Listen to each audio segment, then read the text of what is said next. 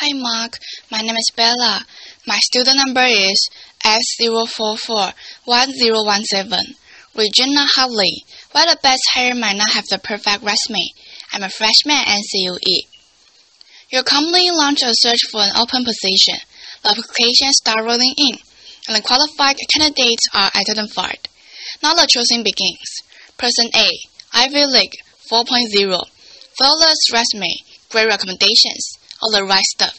Person B, state school, fair amount of job hopping, and all jobs like cashier and sing waitress. But remember, both are qualified, so I ask you, who are you going to pick? My colleagues and I create very official terms to describe two distinct categories of candidates. We call A, the silver spoon, the one who clearly had advantage and was destined for success. And we call B, the scrapper, the one who had to fight against tremendous odds to get to the same point. You must hear the human resources director refer to people as silver spoons and scrappers. Laughter.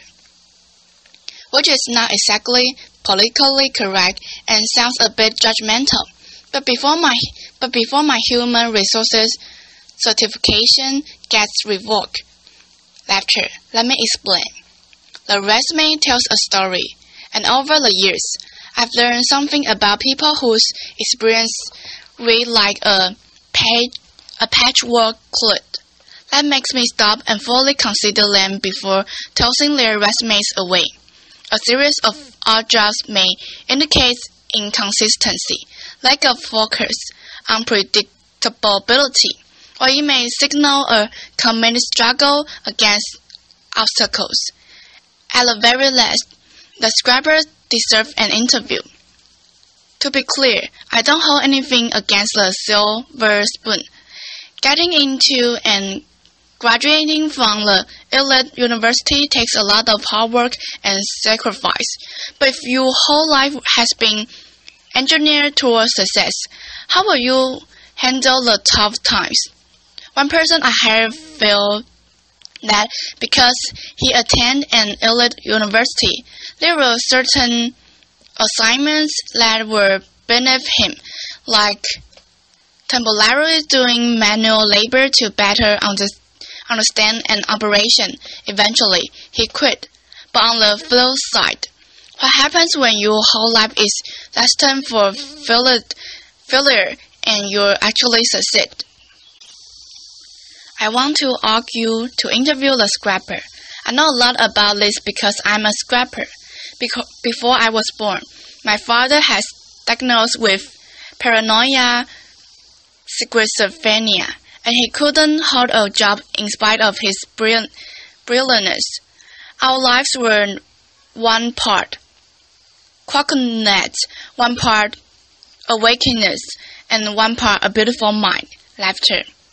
I'm the fourth of 5 children raised by a single mother in a rough neighborhood in Brooklyn, New York. We never owned a home, a car, a washing machine, and for most of my childhood, we didn't even have a telephone. So I was highly motivated to understand the relationship between business success and scrappers, because my life could easily have turned out very differently. As I met successful business people and read profiles of high-powered leaders, I noticed some commonality.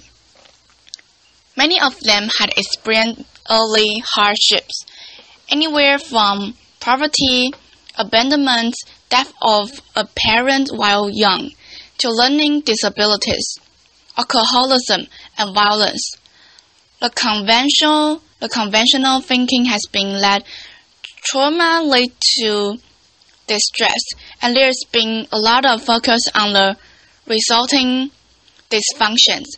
But during studies of dysfunctions, data reveal an unexpected insight that even the worst circumstances can result in growth and transformations, and remarkable and counterintuitive phenomena has been discovered, which scientists call post-traumatic growth.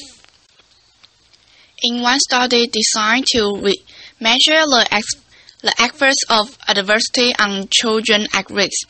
Among a subset of 698 children who experienced the most severe and extreme conditions, fully one-third grew up to lead healthy, successful, and productive lives. In spite of everything and against tremendous odds, they succeed one-third. Teddy's resume. This guy's parents gave him up for adoption. He never finished college. His job host quit a bit, goes on and sojourn to India for a year, and to top it off, he has dyslexia. Would you hire this guy? His name is Steve Jobs. In a study of the world's most highly successful entrepreneurs, it turns out a disproportionate number have dyslexia. In the U.S., 35% of the entrepreneurs started has dyslexia.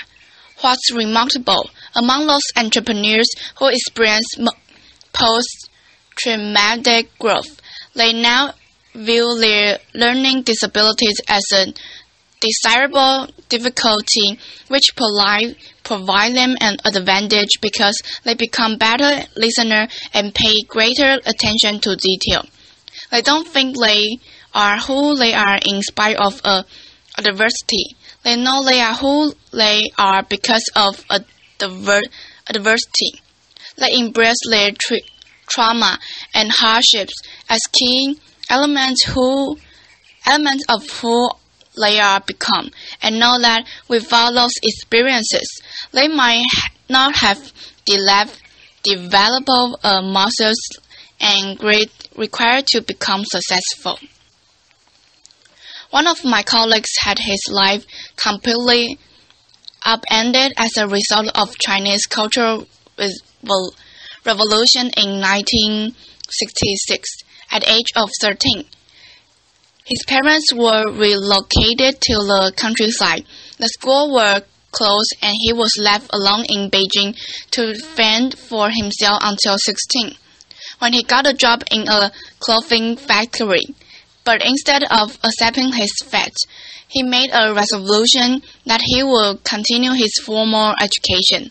11 years later, when the political landscape changed, he heard about a highly selective university admissions test. He had 3 months to learn the entire curriculum of middle and high school, so every day he came home from the factory, took a nap, studied until 4 a.m., went back to work and repeated these cycles every day for the 3 months. He did it. He succeeded. His commitment to his education was unwavering, and he never lost hope. Today, he holds a master's degree, and his daughters each have degrees from Cornell and Harvard. Scrappers are propelled by the belief that the only person you have full control over is yourself. When things don't turn out well, scrappers ask, what can I do differently to create a better result? Scrappers have a sense of purpose that prevents them from giving up on themselves. Kind of like if you have survived poverty, a crazy father, and severe smuggling, you figure, business challenges, laughter. Really? Piece of cake. I got this. Laughter. And that reminds me, humor. Scrappers know that humor gets you through the tough times, and laughter helps you change your perspective. And finally, there's relationship. People who overcome adversity don't do it alone. Somewhere along the way, they find people who bring out the best in them and who are invested in their success. Having someone you can count on no matter what is essential to overcoming adversity. I was lucky. In my first job after college, I didn't have a car, so I carpooled across 2 bridges with a woman who was the president's assistant. She watched me work and encouraged me to focus on my future and not dwell on my past. Along the way, I have met many people who provide me brutally honest feedback, advice, and mentorship. The people don't mind that I once worked as a singing waitress to help pay for college. Laughter. I'll leave you with one final, valuable insight. Companies that are committed to diversity and inclusive practice tend to support scrappers and outperform their peers. According to Diversity Inc., a study of top 50 companies over diversity outperformed the S&P 500 by 25%. So back to my original questions. Who are you going to be bet on? Silver spoon or scrappers? I say, choose the underestimated contender whose secret weapons are passion and purpose. Hire the scrapper. Applause. It's all about my recording. Thank you.